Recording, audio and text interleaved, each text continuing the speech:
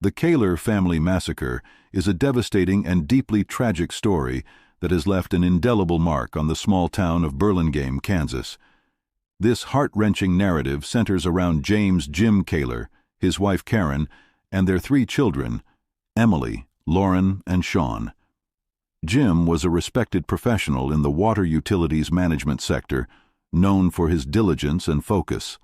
Karen, on the other hand, was a loving and dedicated mother who adored her children and endeavored to maintain a semblance of normalcy amidst growing marital discord. To outsiders, the Kaylors seemed like the epitome of a perfect family, but beneath this facade, severe issues of control and abuse were brewing, largely driven by Jim's increasingly volatile behavior. By 2009, the marital strain had reached unbearable levels. Years of emotional and psychological abuse had taken their toll on Karen, leading her to the painful decision to file for divorce. This separation was not only contentious, but also escalated Jim's hostility and erratic behavior. The once respectable and composed man began to unravel, his actions becoming more unpredictable and threatening. The tension between Jim and Karen grew increasingly severe, creating an atmosphere of fear and uncertainty. The climax of this tragic tale occurred on Thanksgiving weekend, November 28, 2009. On that fateful day, Jim, consumed by anger and a twisted desire for revenge, armed himself with a high-powered rifle and set out to confront his estranged family. He drove to the home of Karen's grandmother, Dorothy White, where Karen and the children had sought refuge for the holiday. This safe haven was shattered when Jim, in a calculated and heinous act of violence, stormed into the house and began his deadly assault. Inside the home, the tranquility of the evening was replaced with terror as Jim opened fire. He mercilessly shot Karen, her grandmother Dorothy, and his two daughters, Emily and Lauren. The brutality of the attack was overwhelming, leaving no room for escape or mercy. Sean, the youngest child, miraculously managed to flee the scene, running through the night to find help. The sight that met first responders was one of sheer horror. A once happy home turned into a blood-soaked scene of carnage. The news of the massacre spread rapidly, casting a pall of shock and grief over the community of Burlingame. Jim was apprehended shortly after the killings, and as details of his actions and motives emerged, the public's horror deepened. During the trial, the full extent of Jim's mental instability and abusive behavior was laid bare. Prosecutors depicted him as a man who had meticulously planned and executed a monstrous crime against his own family. The courtroom was filled with a mix of sorrow and anger as the surviving family members and community members grappled with the enormity of the loss. In August 2011, Jim Kaylor was convicted of capital murder and sentenced to death. He remains on death row, awaiting execution. The conviction brought some measure of justice, but it could not erase the profound sense of loss and devastation felt by the survivors and the community.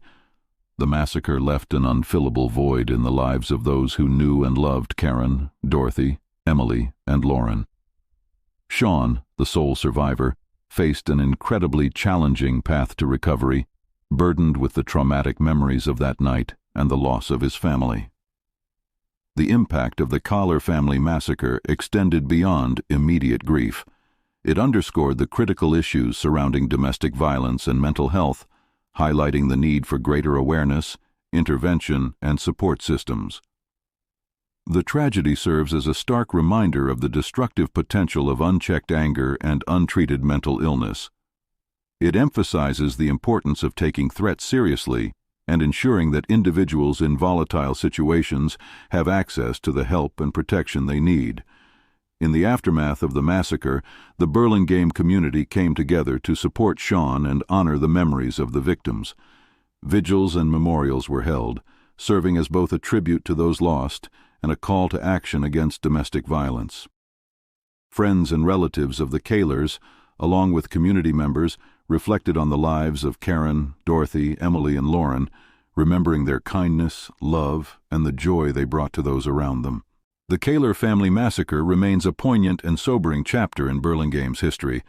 It is a powerful testament to the fragility of life and the devastating impact of domestic violence. As the nation continues to reflect on this tragedy, it serves as a catalyst for ongoing efforts to prevent such horrors in the future. The story of the Kehlar family reminds us of the critical importance of compassion, intervention, and support for those in need. It calls on society to be vigilant and proactive in addressing the issues of domestic violence and mental health, striving to create a world where such tragedies are no longer a reality. The memory of Karen, Dorothy, Emily, and Lauren lives on, urging us to take action and support those at risk, ensuring that their loss is not in vain and that such darkness never again befalls another family. Through education, awareness, and advocacy, we can hope to prevent future tragedies and support those who are vulnerable, creating a safer and more compassionate society for all. The Kohl Family Massacre is a grim reminder of the potential for violence within the home and the importance of community and systemic support. It underscores the necessity for early intervention in cases of domestic strife and mental health issues, advocating for comprehensive support networks that can provide help before situations escalate to such catastrophic ends. The story serves as a call to action for policymakers, mental health professionals, and communities to work together in identifying and addressing the warning signs of domestic abuse and mental instability. It is a somber but crucial narrative that highlights the need for societal change to protect the most vulnerable among us. As we remember the victims and honor their memory, we must also commit to making the necessary changes to prevent future tragedies, ensuring that the darkness that befell the Kehlar family does not touch another household.